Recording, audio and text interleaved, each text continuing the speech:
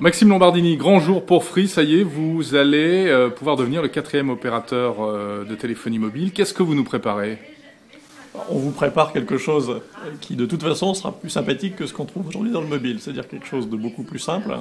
Quand vous achetez quelque chose, vous savez ce que vous payez à la fin du mois, et puis globalement vous allez payer moins cher.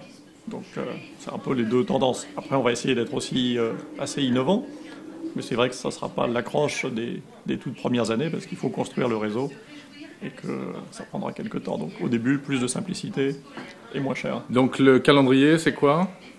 Ouais. D'aujourd'hui, il faut compter 2 ans avant qu'on ouvre le service, puisqu'il faut construire la première partie du réseau pour après pouvoir faire une offre nationale. Et donc les étapes, ça va être de déployer les antennes sur le territoire français dans les 2 ans qui viennent, pour une ouverture très probablement début 2012.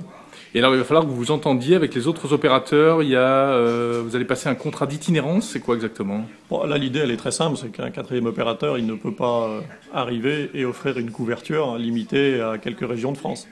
Donc le régulateur des télécoms, il a prévu quelque chose qui est dans les licences des 3 opérateurs existants, c'est que ces opérateurs ils doivent partager leur réseau pendant les premières années avec le nouvel arrivé pour qu'ils puissent offrir le même niveau de couverture. Ce qui veut dire qu'il y aura une partie du réseau, ce sera le nôtre, et pendant les premières années, une autre partie, on utilisera le réseau d'un des opérateurs existants. C'est ça ce qu'on appelle l'itinérance.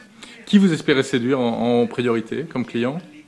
Bon, très franchement, on s'adresse à la France entière, c'est-à-dire que nos abonnés, naturellement, qui sont habitués à nos offres, qui ont une familiarité avec la marque et qui nous font confiance, je pense qu'ils viendront chez nous assez naturellement. Mais après, on sent et on voit dans les études une vraie insatisfaction vis-à-vis du mobile. Trop cher, trop compliqué. Donc je ne doute pas que dans les 2 ans qui viennent, les opérateurs existants vont faire évoluer leur offre pour qu'elle soit moins chère et plus simple, ce qui est une bonne chose pour le consommateur et on ne va pas le critiquer. Donc après, on n'exclut personne ou on ne vise personne en particulier. On veut faire une offre qui soit vraiment attractive et partant de là, essayer de séduire le maximum de monde.